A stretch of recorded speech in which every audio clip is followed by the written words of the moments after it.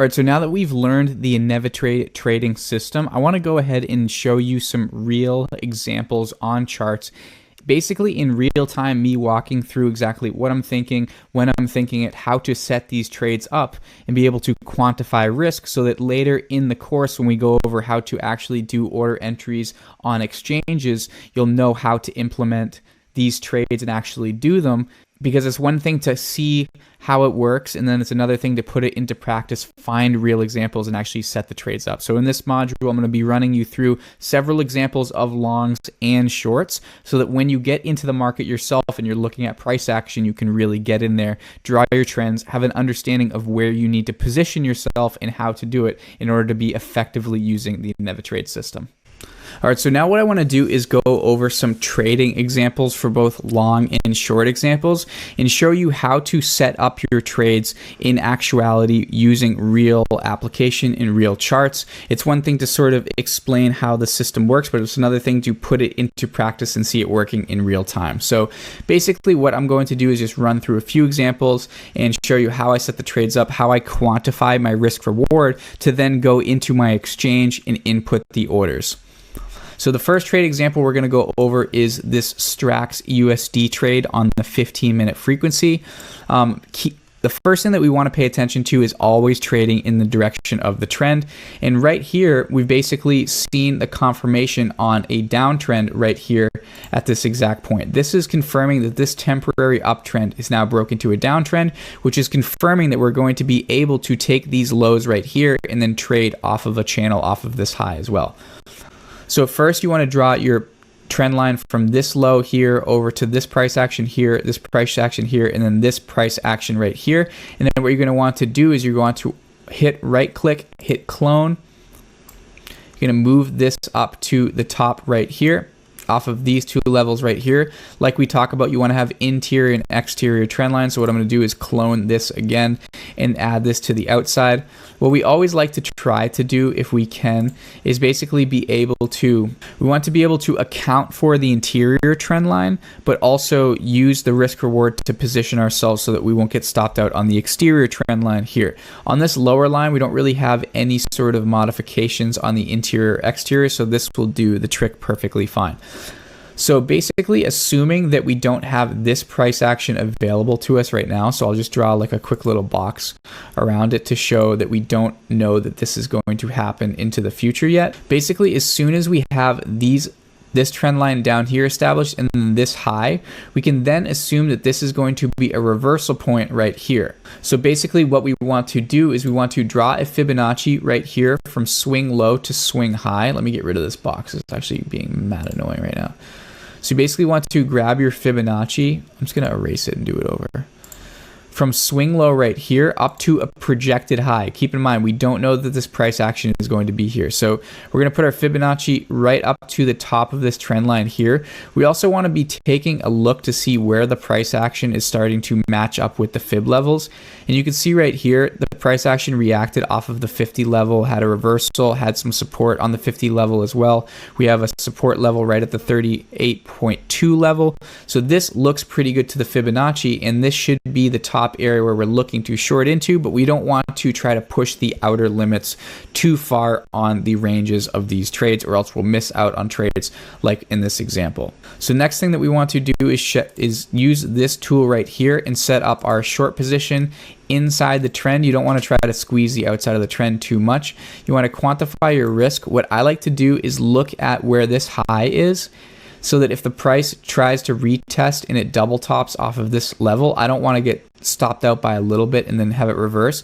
So if you can keep the risk reward proportional, try to move your stop loss past the high right here if any way possible. So position yourself basically like that. So that can be your stop loss right there. The profit target is going to come down to the 61.8 level right here.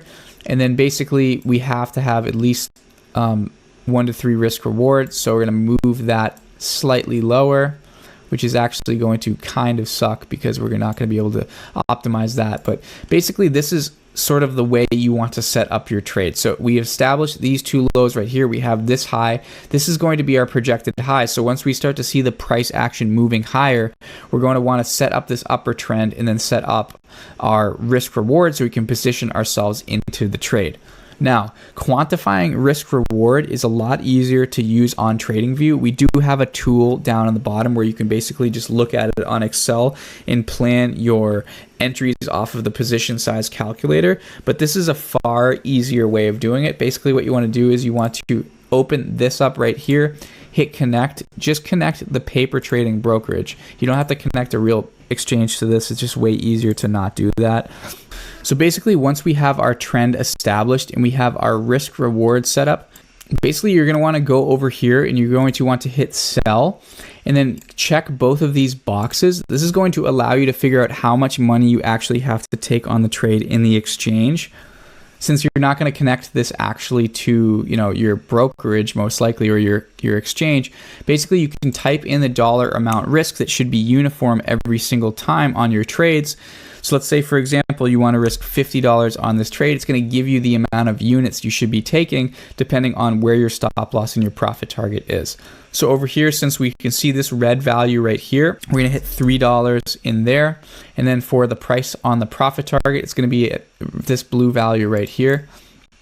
So 2.4667, hit enter. And then we're going to put our entry price, which is going to be 2.8667. And then this is going to tell you all of the quantities that you should be getting into the trade with. Okay, so you need to sell 347 units at this price with a stop loss at this level to risk a uniform $50 on this trade. So that's sort of how you can easily quantify how much you need to be getting in with on your exchanges to make sure that you're taking a uniform dollar amount risk on these trades. If you don't do that, you're not going to be able to quantify how much you're going to be winning and losing per trade, and it's really not going to work out in your favor in the long term. You have to keep everything uniform and quantified so that you can repeat it and back test and be able to improve over time. All right, so now let's talk about a long example that actually didn't quite get to our full profit target, but still a good example to talk about the theory. So we see our highs right here. We establish our overall trend on this overall uptrend right here. We have our lows down at this level, and obviously I have these pre-drawn, but if, let's say, for example, we don't have these pre-drawn and we only have these tops, we can literally go off these tops, clone the level down to here, and then click down to this low right here, and lo and behold, look where the price action ends up dipping down to and then reversing off of. So basically what we would do is we would invert the Fibonacci retracement tool to project where we should be using our profit target on this trade. So we're going to, instead of using it the traditional way, we're going to go from swing high to swing low down to this level right here. And we're basically going to position the Fibonacci just like that. And we're going to go over and click our long position button, and we're going to end up getting in right at the low near this trend area right here. We're going to position our stop loss at the 61.8 level. We're going to put our stop loss at a pretty gracious area underneath this trend, so that if we are wrong, we get out of the trade, but if we're right, we've minimized our risk enough. And we can look at this, and this is sort of how we're going to be setting up the trade and quantifying our risk. And then you're going to use the same process over here with getting into the trade. You're basically just going to see how many units you need to enter this long, and then you're going to go over to your exchanges and find out where you can actually get into this position, and then use, whichever exchange you basically can get in on to take this trade. And you can see right here, since this made it all the way to the 50 level before reversing, we actually would have taken this trade off in profit. Sadly, it reversed right, you can see perfectly off of the 50 level, and actually caught this overall downtrend right here. So, continued off of the 50 level in a temporary downtrend, which makes sense. But still, just because the trade didn't end up panning out doesn't mean it's not a good trade, and doesn't mean that it's not a good example of basically finding these trend lines and having the price action dip perfectly down for a long position. All right, so same sort of situation with Waves USD. First thing we want to do is establish these two lows right here. And then we can also clone this line right here and be able to basically, even if we don't have the price action right here, be able to anticipate a reversal point right here. So we also have this trend line here, and we also have these interior and exterior trend lines so we can account for entry prices. So then we would draw our Fibonacci from swing low to swing high right here. See that these levels aren't really matching up perfectly. We can drag it back a little bit to see if any of the other levels are reacting nicer, and we get some reaction points off of here and here, so it doesn't look too terrible for a trade thesis on this one. We set up a short position right near this trend, probably slightly lower on that interior trend line right here. Risk reward slightly outside over this high right here, and then profit target down by 61.8 level. And you can see right here we have a nice 1 to 3 risk reward ratio on this trade. Right now this trade would be in profit, not at full profit, but you can see sort of how we can pick those tops and be able to set our trades up like this to be able to make sure we're positioning ourselves, quantifying risk, etc. All right, so for a long example on RIF USD, we basically established this overall uptrend on these highs right here. So boom, we put our trend line off of these highs right here. Once we clone this line and put it on this low right here, the price action dipped down perfectly to touch this trend line before reversing. So what we would do is we would put our inverted Fibonacci from swing high to swing low. So I'll redraw it again to sort of get that muscle memory in there. So we click from high over here down to the low right here where the price action ends up hitting. And then we basically position our profit target so that we get in right on the outside of this trend, probably a little bit higher inside. And then we put our profit target right at the 61.8 level. And you can see basically right at the 61.8 level was where the price originally came up, touched, and then turned down. It ended up breaking way higher than what we expected, but you can see right here the accuracy of this Fibonacci retracement. We get a move up, we get these levels touching perfectly off of the 50 level here, off of the 23.6 level here, and then continues making its way up to the 61.8 level for a full profit target before then reverting back down. Eventually, like I said, it continued higher, but you can see how this reacted off of that point, and this would have been a perfect long example using the NevaTrade system, quantifying risk, using channels, and basically just being able to nail tops and bottoms. All right, so I want to go over trying to identify a trade and set a trade up so that you can sort of take it from complete scratch, input it onto KuCoin or Binance.us or whatever you're trading on, so that you can sort of master the functions and understand exactly how to do it. So I'm going to walk you through a whole example, show you, how to use KuCoin. KuCoin is what I use to trade all of these cryptocurrencies on because it allows us to use leverage and short. So we're not soaking up a lot of capital doing this. So I'm just going to show you a setup on a trade, how I'd set it up, and then how I would input the order on KuCoin. So you can see the whole process. And then also, assuming the outcome, we're going to go over how exactly to track it and input it onto the trade tracker. I'm going to go through a whole example. This is going to show you exactly what you should be looking for. So if I'm looking at Ravecoin right here, I see some lows coming up here and then a new low right here, as well as a low here, and a high here. So if I draw a trend line along these lows, I can definitely tell we've got support here, support turned to resistance right here, which is now indicating to me that we could potentially be forming another down channel. And this is exactly what we should be looking for as confirmation to a reversal to start taking a short trade. So once again, if we look through, we see this low right here. You see this low? You don't have to do this when you're charting. I'm just showing it. We also have this right here. All right, so if we take a line along these lows right here, try to get it as close as you can. These will be the external lines. You can go ahead and clone this, put one as internal off of these two zones right here. Click this, make that a solid external line.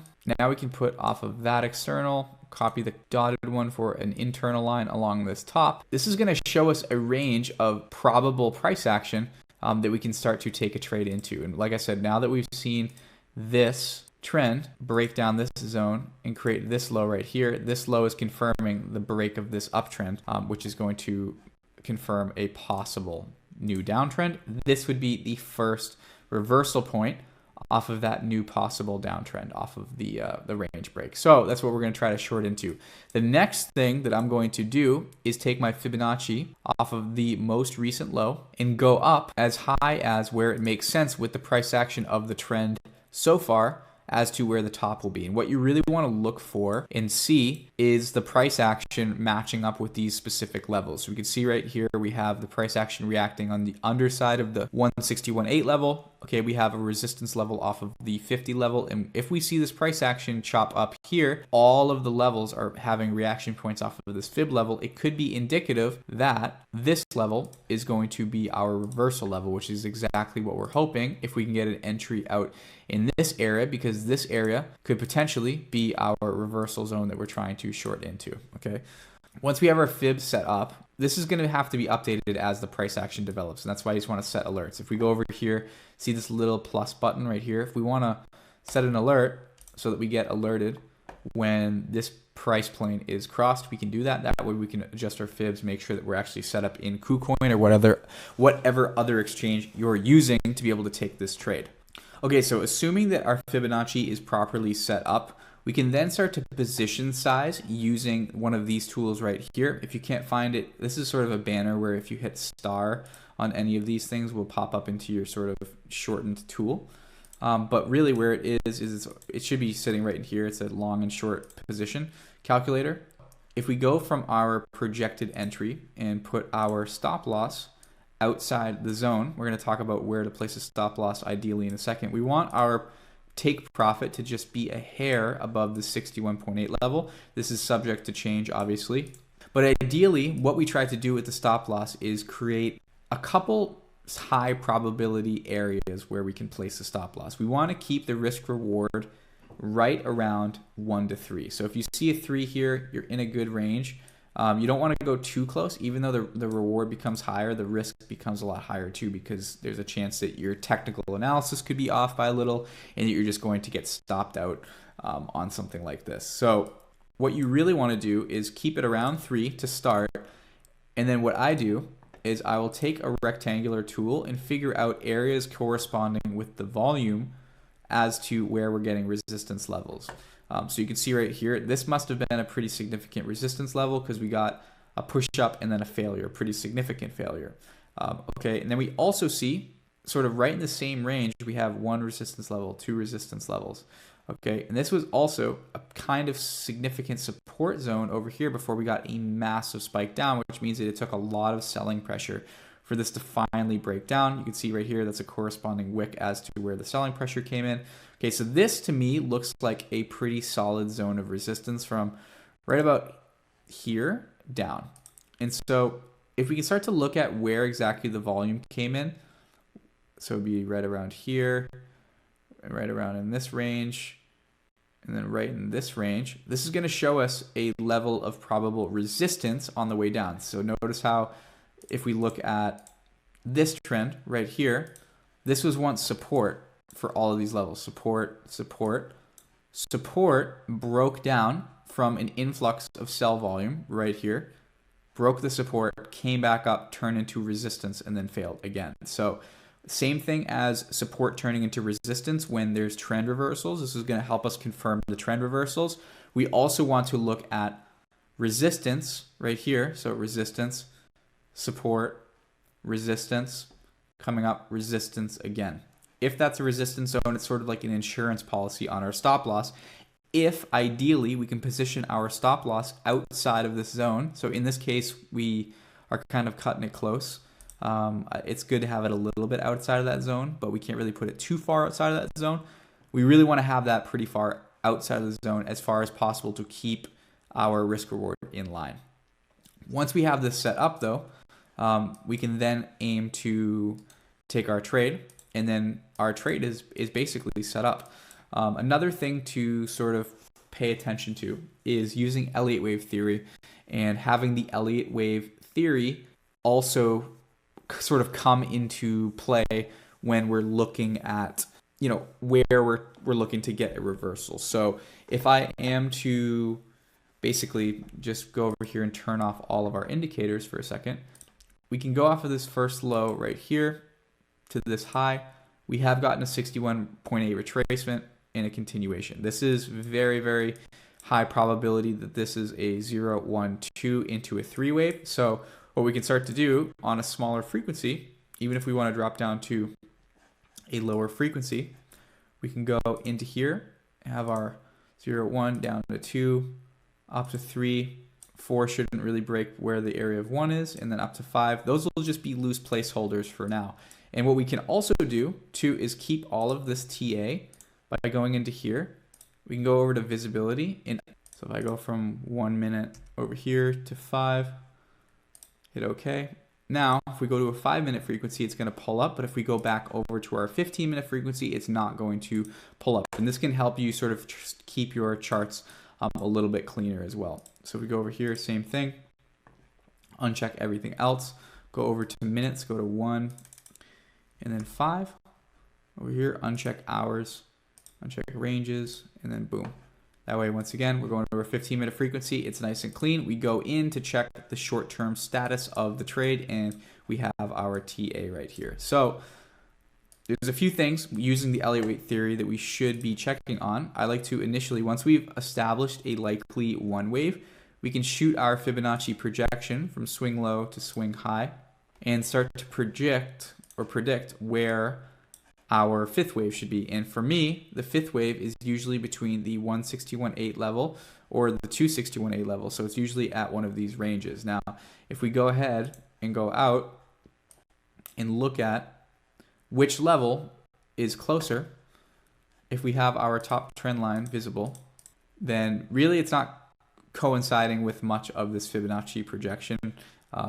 It's just sort of not really making too much sense unless this takes a long time to develop and interacts with that. This is just for extra confirmation. So if it doesn't necessarily line up, it doesn't mean you can't take the trade, but it's nice when it does line up. It just adds that conviction. So we can draw our Fibonacci up here. I'm going to make this so that it's only visible on the 5-minute frequency, and then we'll go ahead and add all of our indicators back. Okay, so we should just be tracking the Elliott wave so that essentially if we can get it so that we have an Elliott wave coming up and hitting our profit target and making sense with the Elliott wave structure at that same time, we have that added conviction. But basically, let's assume now that this trade goes through and we can start practicing our trade management on this. And we'll bring over the sheet so that we can sort of manage it together. Then once we manage it, we're going to assume that it is a profit, and we're going to log it into a sheet and sort of put it in through KuCoin and just follow the whole process. Okay, so let's say our price action comes up like this and fills us on here. But let's say the price action goes up through our stop loss like this and then comes back down. Okay, so let's say this is where we're at on our trade. There's a few things that you need to make sure that you're doing to make sure that you're staying up to date with what should be happening. So first thing that you want to make sure that you're doing is adjusting your Fibonacci to what ends up happening, even though maybe our projection isn't necessarily perfect. So if the price action comes up through the Fibonacci, that means that this is now the top of the trend, not where we thought it was going to be. So what we should always do is move our Fibonacci up to the top before we start doing anything else on this trade. Because if we were to leave it here, it's going to change a lot of what you should be doing as far as trade management. So you always want to make sure that you're looking at what ends up happening and readjusting your Fibonacci accordingly. So this is for a shorting situation, as you probably have picked up. That's the first thing that you want to track. So basically, what you want to do is now follow the risk reduction process, which is outlined in this PDF right here, which you should basically be printing out and probably just keeping on your desk until you can memorize exactly how to risk manage these trades. But we're going to take a look at exactly what to do all together on this. So first thing that we're doing is scrolling out, finding the trade setup, which we've done. Okay. Next, we're establishing an area where there's been a significant range break, new trend push followed by a corrective wave following another impulse wave, which we have done. Enter position calculator for the entry on the central trend where the wave will touch the trend line first. So this is where I want to help us figure out exactly how to position and enter the trade. We've sort of talked about the setup and everything, but entering the trade and putting the trade in is another very important process that we should be figuring out. We do have a tool, okay? It's this tool, the crypto position size calculator, that you can use if you're looking to just have a quick sheet that can help you position size. So if you want to have your entry at 150, target at here, stop loss, risk, okay? This is going to give you your entry quantity, the risk reward, and then the total risk and the total profit, okay? If you need an explanation on it, it's down here. This is in the resources section of the course, but there's an even faster, easier way to do this that I want to talk about with you guys that will just make things really, really fast for you when you're trading, and you can get really, really good at it. So if we're looking to enter right where this yellow line is, and we're looking to have our stop loss out in these ranges, we can see the yellow is our entry, or the gray line is going to be our entry, just if we're not using a yellow line. Let's say we want to even ditch the yellow line. This is going to be our entry value, okay? This is going to be our stop loss value, and this is going to be our assumed profit target value. Okay, make sure we just keep this adjusted with the trade. So things are going to change as the trend changes. It's not always ideal, but we do want to keep it with the trade. Okay, so these values are going to give us everything that we need to know. But in order to quantify how much you're entering the trade with, what you need to do, and it's super simple, all you need to do is take the difference between your entry price and the stop loss price, subtract those two values, and then divide by the total amount of money you want to risk. So actually divide the total amount of money you want to risk by the subtraction of those two values. So if we take 0.0705 minus 0.07197, we're going to get this value. Okay, so if we just copy this value, and let's say we want to risk $100 on the trade, we can do 100 divided by paste equals, this is going to give us the total amount of units that we need to enter the trade with. So if we enter the trade with this amount and then multiply that by the difference, which is the distance it's going to travel, that's going to be $100. And that's sort of how you can do it pretty fast. This is a confusing one because it's such a small difference between them. So you're getting in with 68,000 units and it's only $100 risk, but that's how you essentially do it. This value minus this value, take that, take the total dollar amount you want to risk, and then divide by the difference between these two, and you will have how many tokens you should be entering the trade with. So let's say we figured that out. So we have 68,000 that we should be entering with. Next thing that I want to do is pull up my KuCoin account. Once you're logged in, all you have to do is go to this top banner right here and hit Futures Lite. Okay, then I go over here and hit Pro. That's going to open up the necessary advanced functions for us to actually properly input this trade. So hopefully this is on KuCoin. Should be.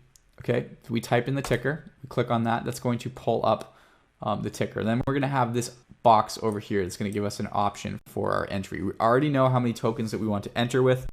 So essentially, all we have to do is look at this gray price right here. That's going to be our limit price. You know, we went through our order types. This is going to be a limit order at 0.0705. The amount, 68,000 units. I don't know why I typed in that way. Okay, it's going to give you the value of the trade. And this is exactly why we use leverage, by the way, because if we use a 5x leverage, we can divide the amount of capital required to actually take this trade by 5. So it's going to be less than $1,000 that it's going to cost us. We can check down here. This is the cost of the trade to actually facilitate. If we weren't using margin, okay, this would actually be the amount of money required to take a trade, even though we're only risking $100. So we can risk $100 on this trade, but still, in order to get into it, it's required that we have almost $5,000 of capital put into this trade. So a lot of times there's a misconception between the risk associated with using leverage. That's not necessarily the case. It doesn't mean that you're risking more just because you're using leverage. It actually doesn't have anything to do with that. So what we want to do now that we have our token amount and we have our limit price, we can go over and check either take profit and stop loss for longs, or we can check take profit and stop loss for shorts. Okay, so what we want to do in this situation is click take profit and stop loss for short or of short. Okay, this is going to allow us to input the values of our take profit and our stop loss for a short position, which we just said. This is a take profit. That's going to be the blue value right here. So we can just look over and see 0.6673. 197. That's going to be our stop loss value. And then we can go ahead and hit sell short, and it's going to prompt our order, show us exactly how much it's going to cost, and it's going to show us our liquidation price. Liquidation price is only showing you if you are to just hold the position indefinitely, at what price the crypto has to travel up to in order for you to lose your entire investment, which would be this. But considering we have our stop loss set in place, we're only going to potentially lose $100 off of this balance, which is exactly the point of having a stop loss and learning a trading system. So that's how you set up on KuCoin and do shorts. Same thing for take profit. It's just going to be the opposite direction. So it's the same exact process to do that. But let's go over the trade management now of this trade so that we can take a look at exactly how to manage this theoretically as the price travels. Okay, so now we've entered the position. Our risk reward was 1 to 3 when we set this trade up. So since all of these conditions were met, we entered at this level right here. So the first thing that we want to pay attention to for risk reduction is this 23.6 level being hit. So once the price action comes back down and hits this level over here, that's where we want to reduce our risk by either half or as much as it's allowing us to be just over the high of where the price action ended up going. So it says reduce risk by half or over highs. That way, if we're wrong, which oftentimes we will be in trading, if this continues moving higher, we've already taken some loss off of the table, which is also why it's super important to try to time these tops better. If we were to be able to move this top down so that we were to get a closer entry, now instead of just being able to reduce our stop loss by a little bit so that we're not at the exact top, but we're just a little bit above the top, if this was down and we got a closer, better entry, we could reduce risk by half, which now you can see our risk reward ratio is now moved to 5. We're risking only $50 on this trade with still the full reward of the trade. So it's ideal if we are able to snipe the exact top of things like this, but oftentimes that's not going to be the case. So let's say this ended up being our high right here. So now we've reduced risk by half or just over highs. Now we need to wait for the 38.2 level on the Fibonacci to be hit. If there's a corrective wave in your trend, high or low, place the stop in the money slightly outside the corrective wave once it turns around and touches the 50 level. So what we want to wait for is the 38.2 level to be hit.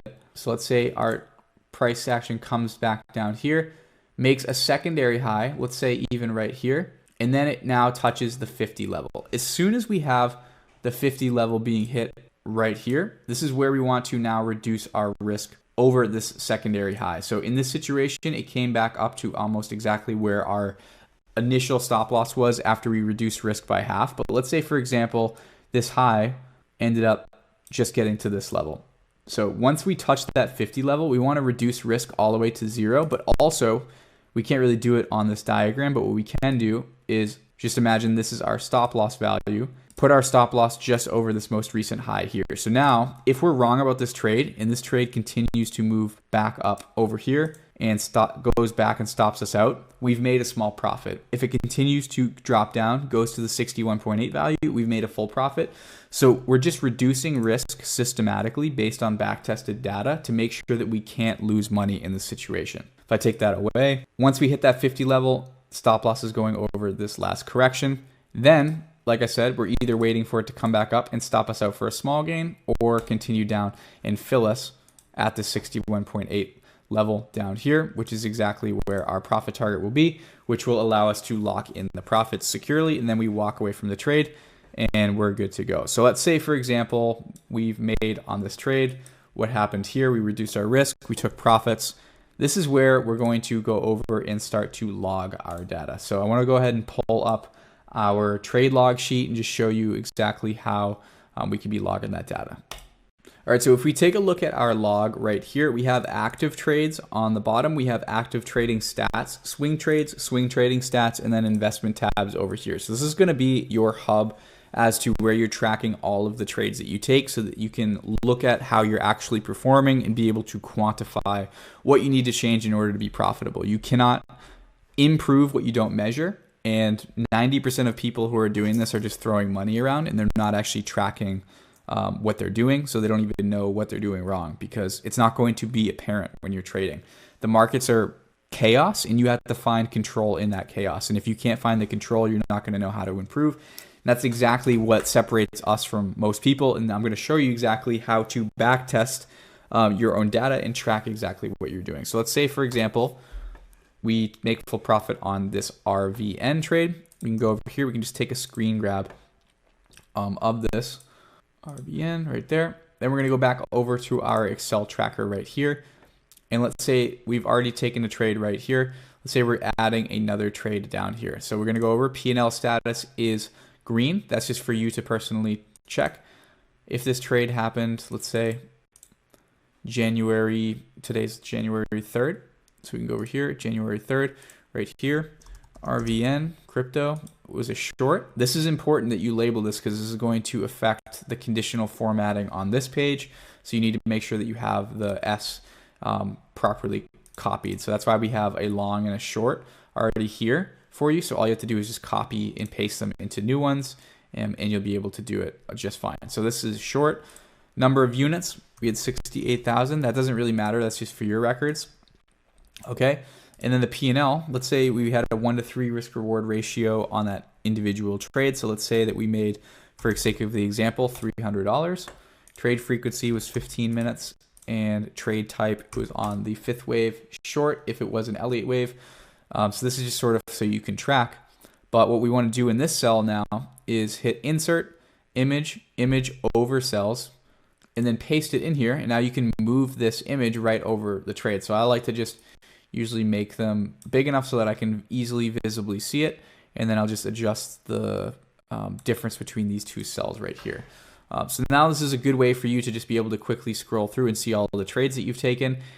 When you input your P&L in here, it's going to automatically go over to the active trade statistics sheet and show you your averages on each individual trade type. So if I am to put in a negative 150 on this, this is going to change to red, and it's going to show me of my shorts now what my average loss is. And this is going to show me automatically based off of the negatives or positives what my winning percentage is, my total wins, and then the total trades and the total account P&L. You can see if I change this back to 300, our account P&L is now going to move up accordingly, and the winning percentage and the total wins and losses, and also the active trade stats are going to show us what we need to know. So of the long trades that we've taken, we can see the total long trades, total wins, total losses, winning percentage on those, the total P&L for all of my long trades for the whatever time duration that you have, average win size, average loss size, and then the average P&L per every single trade that you take. Same thing with the short data over here, and then it's going to show you as well the total trading statistics for your active trades. So this is going to show you all of the data for all of your active trades. So you can basically say of every single trade, regardless of direction that I take, here's my overall P&L, here's my average win size, average loss size, win percentage, and average P&L per trade. This is going to allow you to take a look at exactly what you should and shouldn't be doing. But the reason we have our pictures here is so that we can then go and essentially, if you wanted to, you could go in here, duplicate this page, which I'm not going to have set up for you. You can just do this on your own. Duplicate this page, and then just literally go in here and just erase all of the losses. So let's say you were to lose this trade.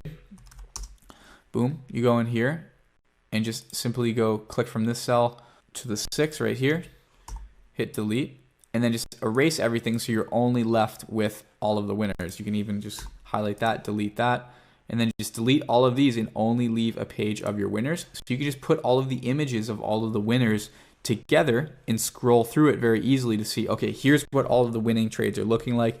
Here's what all of the losing trades are looking like. Are there any similarities between the winners and the losers so that I can start to change and modify my trading behaviors or the patterns that I initially do setups on so that I can become better at trading and have a higher success rate. And that's what's important about this. You can look and actually reflect on your performance so you can identify issues and improve upon those so that you can achieve profitability as quickly as possible.